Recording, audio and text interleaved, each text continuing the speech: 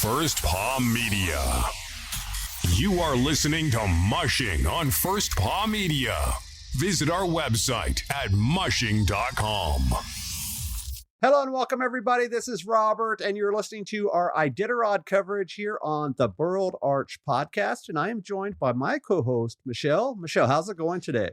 Man, it's been a busy day, Robert. It has, and I'm really excited to jump into this. It is the first 24 hours of the 2024 Iditarod, and there is a heck of a lot going on. So we are recording this at right around 6 o'clock p.m. Alaska time. And as we normally do, let's give the standings for the first 5 or 6 mushers and then who is pulling up the rear. Currently in first place is Milporset, Dallas Seavey, Travis Beals, Ryan Reddington, and Matt Hall. And at the back of the pack, we have Laura Kittleson, Jeff Reed, Benjamin Good, Calvin Doherty, and Joshua Robbins. So there we have it, guys. No scratches and no huge news in terms of movement on the trail, but we do have some stories, and we're going to jump into those in just a few minutes. But before we do, Michele, I know that you have been working from home most of the day today, and you were glued to our newly minted subscription to the Iditarod Insider. It is the first time in all of these years that we have truly got, quote, inside in all the time that we have done this podcast. First off, what are your impressions of the Iditarod Insider, and would you recommend it? And tell us what's going on aside from the big news. What's happening on the trail today? Well, I spent the day writing a 2,200 word discussion board research paper. And while I was doing that on my 2 computer monitors, I had my laptop to my left hand side. And there I had on the trail cam for the trail cams were set up for Finger Lake and Rainy Pass that I was watching today. And I chose to kind of hang out with Rainy Pass more so than Finger Lake. And I found it interesting. They did some narration while they were there. So if you are on the Iditarod Insider, you're able to not just only watch the videos, but if you hit your volume button, you can hear some chatter, you can hear a little bit of the dogs, and you can definitely hear the planes coming and going and the snow machines. And I found it interesting because as a dog handler, I recognized immediately some of the things that were going on there in the checkpoints. And it's interesting to me how if you are new to being a dog mushing fan, you may not necessarily recognize some of the things that were happening. When a musher pulls into a checkpoint, they are immediately stopped by the crew there at the checkpoint, and they sign a clipboard that lets them know they are in. The timer sets the time, and the dogs are immediately kind of given a once over visually by those people right there at the checkpoint banner, if you will. Then the musher sets a hook, and the one of the checkpoint people are holding the lead dogs. They run over, they get their drop bags, they put their drop bags on their sled, and then they make a couple of decisions. They choose to either stay in the checkpoint or they go ahead and bed down in the checkpoint. If they choose to bed down in the checkpoint, they are led over by one of the checkpoint handlers to the parking location. And in the parking location, they'll pull in like a semi truck. Okay. And so they're led in and they pull in and they park. And at the section where they park, there is bales of straw already there for them. And they are allowed to go use the bales of straw to create bedding for the dogs. And the mushers immediately do that. They start unhooking the tug lines for the dogs and dropping the straw. And the reason why they unhook the tug lines is so the dogs have a little bit more freedom of movement. And for those of you that don't know, a tug line is what the dog is attached to on its rear end. of the harness, typically by a snap or a button, depending on if it's plastic or metal. Their necklines are always left attached. That is for safety and to make sure that the dogs aren't running like crazed animals out there in the checkpoints. Everybody has to have care and control of their dogs. At that point, the mushers will go ahead and handle their dogs, make sure everybody's checked out, looking good, do a little bit of massages, replace booties, all of those types of things, even some harnesses I saw coming off and going back on. And so that's what happens. And then the musher will give snacks, let them rest before they give them a full meal. Robert, did I miss anything?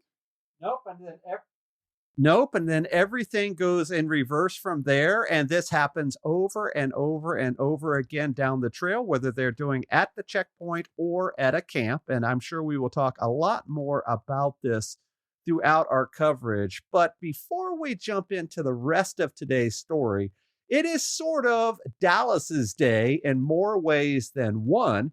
Not only did he have one heck of an experience out on the trail that we're going to get to, but it is also his birthday today, which is pretty cool. So we have some exclusive interviews that Michele did at the staging area of the Iditarod restart up in Willow. And we're going to air the first one tonight, and that is of Dallas Seavey. Take a listen. Good morning, Dallas. This is Michele with Mushing Magazine. I'm glad that you're able to take 90 seconds of your day to give to me. What are you most looking forward to this year? You know, I'm really looking forward to racing this dog team up the coast. I think this is a mature team. There's one 7-year-old, one 3-year-old. Everybody else is 4, 5, or 6. And if I do my job correctly up to Caltag, this should be a really, really fun team to run up the coast. I always love that portion of the race because it's where we get to race. And everything you've done all year, the first third of the race, the second third of the race, it all comes together. Mushers are sleep deprived. This is where we really test ourselves, and I think it's, you know, the most pure form of mushing. Here we are. It's all coming to a head at the final 300 miles. That's right. You know, last night we did our show at 7 o'clock, and we picked our favorite mushers, and I told everybody that I felt like the best description I could give of you was to call you the strategist. What do you think about that? I mean, you just kind of laid it out for us. You are always strategizing, and I think that makes you a force to be reckoned with out there on the field. And it's a really different type of field this year with 16 rookies, don't you think? Yeah, no, it is interesting. It's fun to see a lot of new faces in there, even though many of them aren't necessarily new faces to mushing. A lot of the rookies we have in there are in fact true rookies. But they've been paying their dues. You know, they're 5- and 6-year mushers that are at the Iditarod for the first time. They're ready. So, yeah, it's a different field to only have, 20 veterans is another way to look at it, which tells us something. I guess we need to, as a race, focus on employee retention as much as recruiting. But, you know, the veterans that are in there, there's a lot of really good mushers there, too. So, obviously, you've got the obvious people to watch with Ryan and Pete.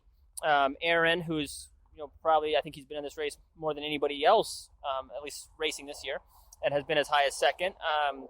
And then there are, you know, like Jessie Royer, who's shown she's capable of very good finishes. Mila, who's had a top 5 finish. Jesse Holmes, Matt Hall, and the list goes on and on. You look at that roster, and it's like, man, if this guy or gal had a great race, they could be a contender for first. I don't think that's their average, isn't third place, but they've shown that they have the potential to be up in the top group there. So it's a different field, but it's going to be fun racing some people that I'm not as familiar racing.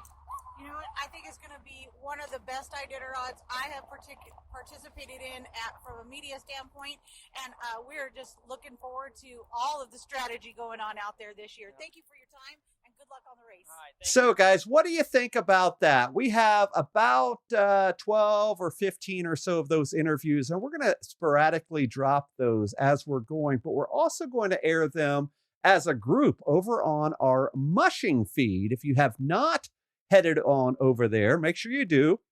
You can find it on any podcast app. Just search the word Mushing and you will find it right there. So let's jump into what the heck was happening on the trail earlier today. So when we were sitting in the Willow staging area, there was some chatter about a moose on the trail up by Squentna. And that was sort of the talk of the town, if you will, about, all the mushers and handlers were talking about that.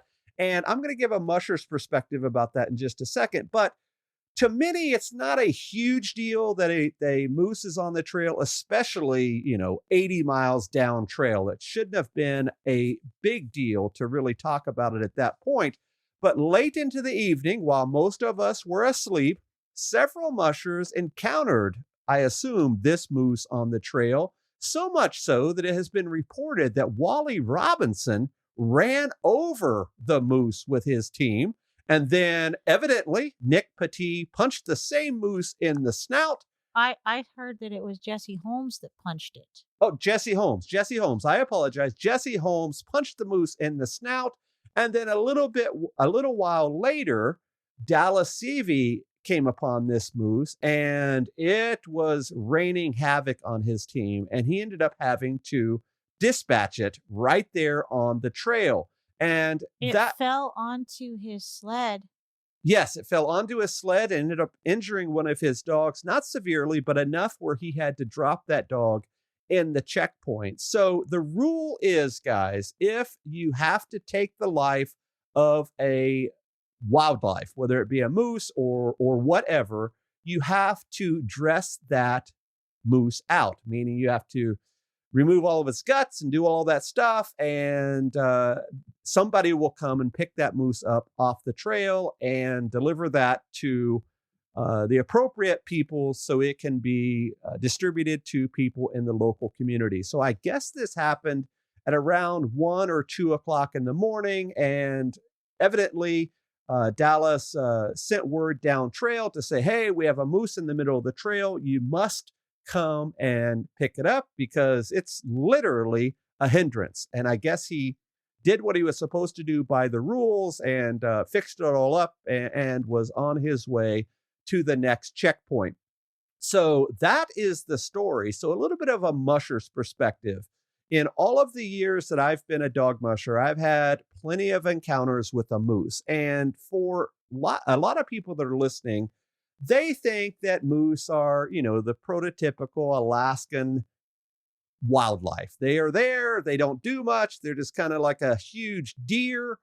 That is not the case. These guys are some of the most aggressive animals in the North. They will literally cause deadly havoc for a dog team. Our co-host for the last couple of years, Tony Ryder, coined the term murder ponies, and that's pretty much what they are. They will literally create havoc. And I've had that happen to me. Thankfully, I've never had one trample my team, but there are many stories out there where that has occurred. One time, about 3 years ago or so, we had a moose come through our dog yard, and that moose would not leave for an entire day. And I tried to do everything I could possibly do to get it out. It would not leave. I took the snow machine around and tried to scoot it off. It would chase after the snow machine. It wanted to trample all of the dogs and all of that sort of stuff. And I was not in a position to be able to dispatch the moose. So after many, many hours of this ordeal, we called Alaska Fish and Game out. They came out as a couple of guys. So 2 partners came out. One guy had a shotgun with some non-lethal rounds. It would not move. And it took quite a while for them to finally put this moose down. And it took many, many more hours for the organization to come out and haul the moose off. If a moose is dispatched in your yard, at least here in Alaska, that moose is not necessarily yours. There are rules in place where you have to call an organization where they come up and they will take the moose off of your hands and they will deliver it to a charity, and that charity will deliver that to people in need. So it is not something that is yours just because you shoot it in or on your property or, of course, on the trail like Dallas did. So thankfully, Dallas was carrying a firearm. I do not know what type of firearm it was. I would assume it was a large caliber pistol, but he shot the moose right there on the trail in the middle of the night in the pitch dark and had to do all of that work right there beside a screaming dog team. And when I say screaming, is anytime you stop them around wildlife, they're going to cause quite the ruckus. And of course, if that wildlife is killed right there next to your dogs, I can only imagine what was going on during those many minutes that it took to clean up and dress this animal. So that is the musher perspective of this ordeal. Yes, it is in the rule book. And yes, if you do not do that, you are in violation of the rules. And I would imagine there is a time penalty and possibly a fine. So that was done. And I know that is not the first time that this has been done, especially in the last few years. Several of these occasions have gone on the trail. So that is a long-winded approach, Michele. Do you have anything else on the hay moose incident on the Iditarod this year? Yes, I do know that Dallas dealt with the moose on the ceremonial start as well. So he's already had 2 encounters with moose on the Iditarod 24 season. And that's why this is titled Hey Moose. And like I said, they are a big deal in Alaska. And I know here real soon, all of the mushers are going to be going through the Farewell Burn area. And there tends to be quite the angry set of buffalo out through there. That's a whole nother story. I know we talked a lot about it last year, and hopefully there's no encounters with the buffalo. I can only imagine a moose and a buffalo encounter in the same year. So we hope everybody is doing well, and we're glad that that was being able to take care of. And thankfully, Dallas's dog is going to be okay and is going to be returned to Anchorage.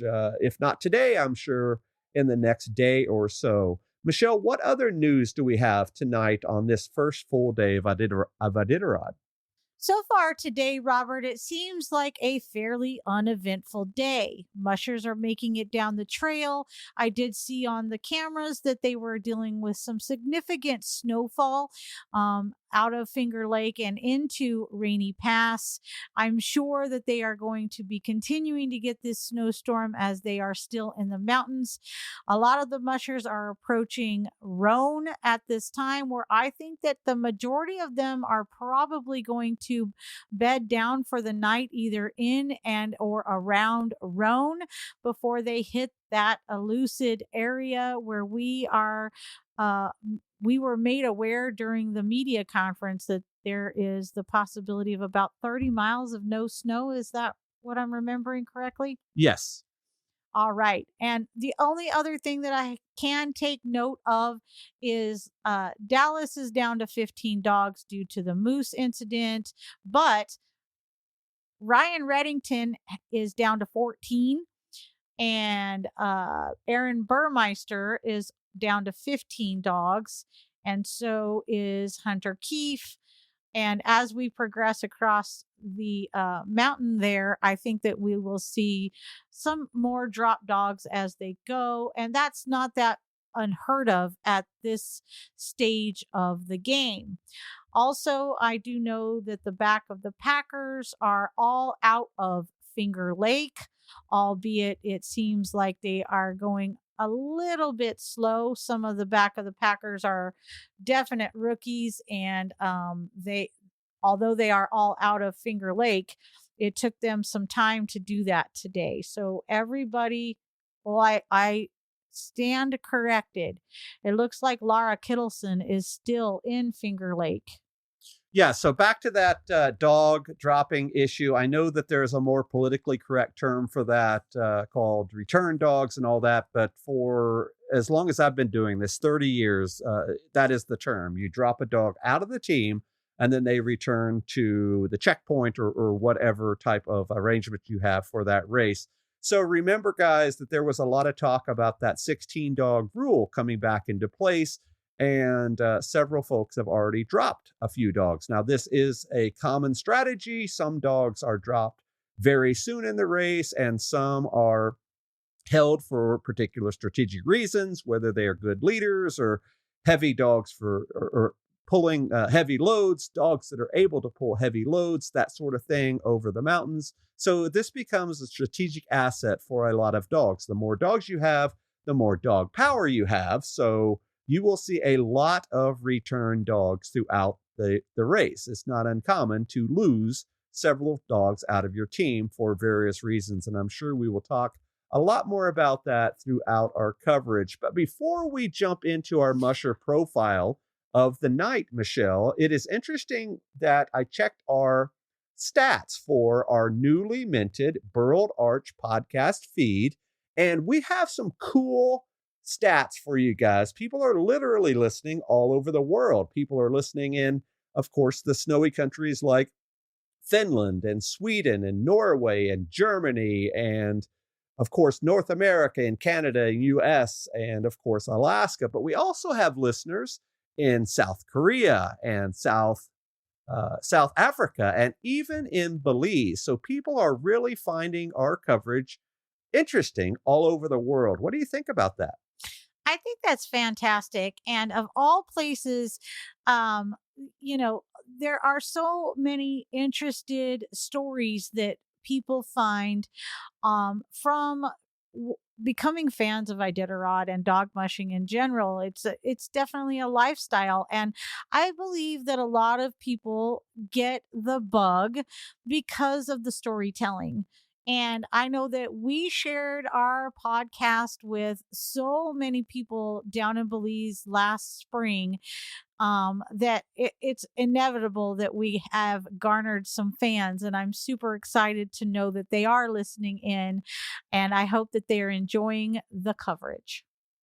And it's not just a few. I listed over on our Mushing Facebook page in order of listenership. And for some reason, that listenership in Belize is quite a few. And I think that that's pretty neat because I know we passed out some business cards and of course we talked it up whoever we talked to, because Michele, inevitably, she will say in her introduction, "Hi, I'm Michele and we are from Alaska." It's almost always she says that. It's my badge of honor. And then she will say, "We are dog mushers." And a lot of times people in other places outside of the North don't really know what a dog musher is. So she says, "Have you ever seen Iron Will or Balto or Toger or whatever?" And many of them have. So of course she will lead into that to talk about what we do. And that usually leads to the next thing where she'll whip out her iPhone and it'll be showing like baby pictures. She'll start showing pictures of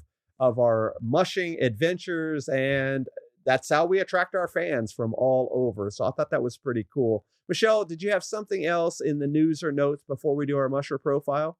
Well, I had a little bit of want to make sure that we are taking care of watching Laura Kittleson. I mean, she had a pretty slow go today. And I want to be reminded, Robert, if you could, what is the rule? Is it 2 checkpoints behind or more? No, there are specific distances and time, and you don't have to worry about that right now. No, I'm not worried about that right now, but I just wanted to remind myself what that rule is because she's such a sweetheart. And we were watching her as we left Yentna Station, and she was having herself a good little time. And I'm hoping that she's still having a good time and not running into too many issues. No, she is fine. She is there at the back of the pack, but I think it's going to be okay. She is running a team of dogs, I believe, from the Seaveys. Is that right? Yes, I believe that is right, but we will confirm. And with that, of course, Mitch is very diligent about setting run rest schedules and all that. So I think Miss Kittleson will be doing just fine. And there is a heck of a lot of race to go. I think the front runners are at about mile 180 or so right now. So we haven't even reached that first third of the race. So let's jump into what everybody's been waiting for. And that is our musher profile of the evening. Who do you have, Michele? I have Jessie Royer this evening, and I don't know, Robert, that we've ever done Jessie as a musher profile. And one of the most interesting things I read about Jessie was not only was she a winner of the Invitational Le Grand Odyssey in France in 2005, but Jessie got her start in dog mushing, if you will, by putting a horse halter on her border collie Bear and taught him how to pull firewood for her as a 10-year-old child. And I just found that quite interesting and near and dear to my own heart because I had horses as a youngster and I never thought of how to get my dogs to do any kind of pulling until I met you years later. Jessie is from Montana, which I know she has a very large fan base. So a lot of you know this. Jessie currently has about 60 dogs, and she enjoys coming up here and competing in Iditarod. But she also has enjoyed over the years competing in a lot of variations of dog mushing races. And she also does dog tours out of her kennel where she will take you out with a bona fide Iditarod team. Yeah, Jessie's been doing this a long time. I've followed her for many years on the podcast, and I don't think that we have ever had her as the musher profile of the evening. But she is a force to be reckoned with. She's always one of those top women contenders for sure. I know just recently in years past, she was one of the very few people that finished the Iditarod with a full string of dogs. And that is really saying something since we just talked about the strategy and all of that with dropping dogs on the trail. So if you can make it to Nome with a full team of dogs, that is really saying a lot about the dog musher and, of course, the caliber of dogs that you have. That's showing exemplary dog care and team management and all those things. So Jessie is by far a top contender in this year's Iditarod. If you recall, we talked about 25% of the field has a real shot of being able to take this race. And I would bet that Jessie Royer is on a lot of people's top 5 or top 10. As she should be. She finished 3rd in 2020. Now, she did finish 13th in 21 and 14th in 23, but those were weird years, you know. That's what I'm going to call that. I think that she's got a chance. And I was looking at her race history that she posts on her website, kind of like a resume. And I only saw out of all the years that she's been dog mushing where she's finished in the top 20 every single time, barring once where she was 21st. So she's a top 20 finisher for sure. And typically for Jessie, she's in the top 10, especially for some of those other races like the Race to the Sky and races like that.